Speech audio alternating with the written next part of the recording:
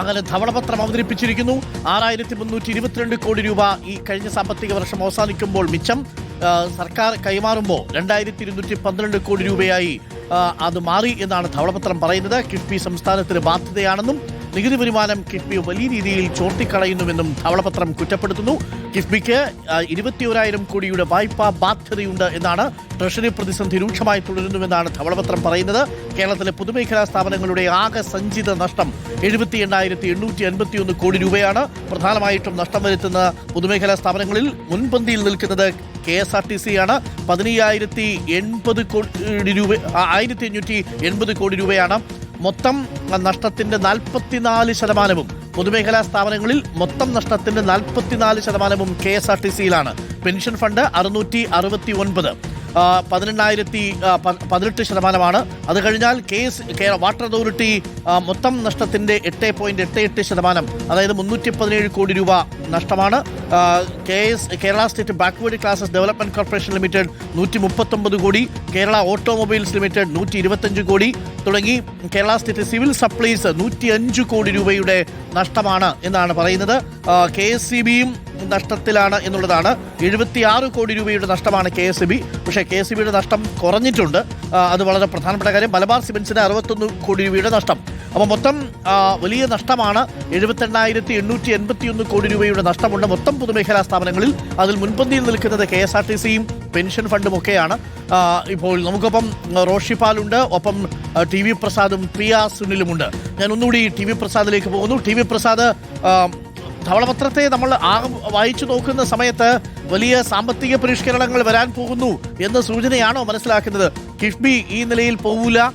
പൊതുമേഖലാ സ്ഥാപനങ്ങളുടെ നിക്ഷേപത്തിൽ ഒരുപക്ഷെ സ്വകാര്യ നിക്ഷേപം വന്നേക്കാനുള്ള സാധ്യതയുണ്ട്. ട്രഷറി പ്രതിസന്ധിയിലാവുന്ന സാഹചര്യത്തിൽ KSRTCയും പെൻഷൻ ഫണ്ടും എല്ലാം ബാധ്യതയായിട്ട് മാറുന്നു. അതിൽ KSRTC 44% മൊത്തം പൊതുമേഖലാ സ്ഥാപനങ്ങളുടെ നഷ്ടത്തിന്റെ 44% KSRTCയിലാണ് എന്നതാണ്. അപ്പം അവിടെയാണ് ഇനി സൗജന്യ യാത്ര കൂടി കൊടുക്കാൻ പോകുന്നത്. അപ്പോൾ ഇതിലൊക്കെ ഒരു പരിഷ്കരണം വരാൻ പോകുന്നു. ഒരുപക്ഷെ വിരമിക്കൽ പ്രായമടക്കം വർദ്ധിപ്പിച്ചേക്കാം എന്ന ധവളപത്രത്തിന്റെ നിർദ്ദേശത്തെ സർക്കാർ എങ്ങനെ കാണുമെന്നതും കൗതുകകരമായ ഒരു കാര്യമാണ്. വലിയ സാമ്പത്തിക പരിഷ്കരണമാണോ ധവളപത്രം ലക്ഷ്യമിടുന്നത്?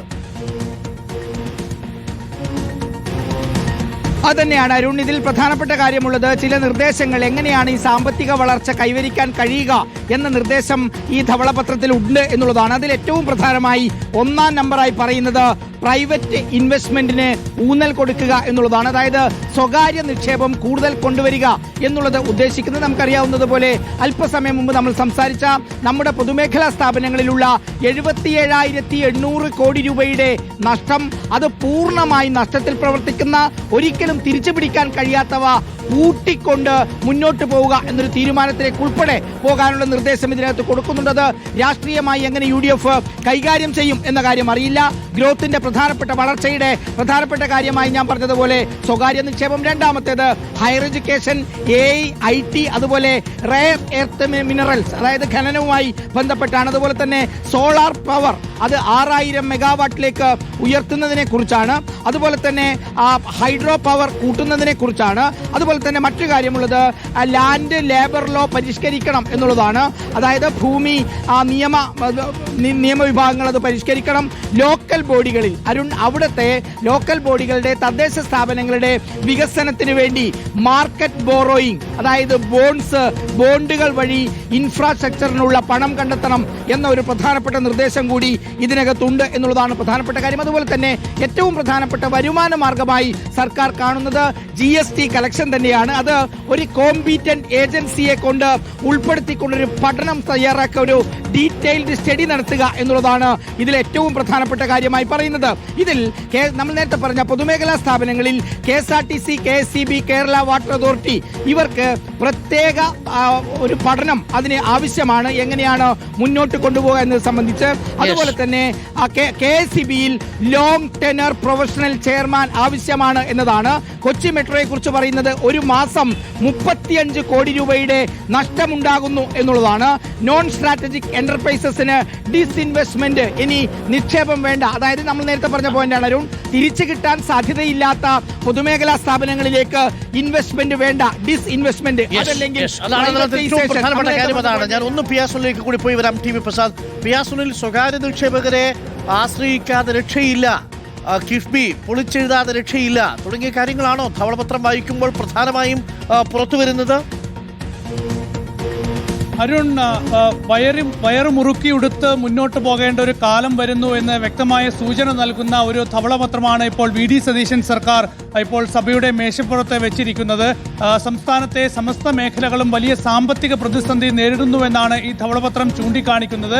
കിഫ്ബി ആയിരുന്നു കഴിഞ്ഞ സർക്കാരിന്റെ കാലത്ത് ഏറ്റവും പ്രധാനപ്പെട്ട വികസന പദ്ധതികൾക്ക് നേതൃത്വം നൽകിയത് എങ്കിൽ ആ കിഫ്ബി എന്ന് പറയുന്നത് സംസ്ഥാനത്തിന് പുറത്തുള്ള വലിയ കടമെടുപ്പ് സംവിധാനമായി മാറി എന്നാണ് ഇപ്പോൾ ധവളപത്രം ചൂണ്ടിക്കാണിക്കുന്നത്. ഇതുവഴി യഥാർത്ഥ കടബാധ്യതയുടെ ചിത്രം തന്നെ വ്യക്തമാകുന്നില്ല. ആ അർത്ഥത്തിൽ വലിയ കടമെടുപ്പ് സംവിധാനമായി കിഫ്ബി മാറിയിരിക്കുന്നു. ഇതടക്കമുള്ള പല സംവിധാനങ്ങളിലും വലിയ മാറ്റങ്ങൾ കൊണ്ടുവരണം എന്നാണ് ഈ ധവളപത്രം പ്രധാനമായും ആവശ്യപ്പെടുന്നത്.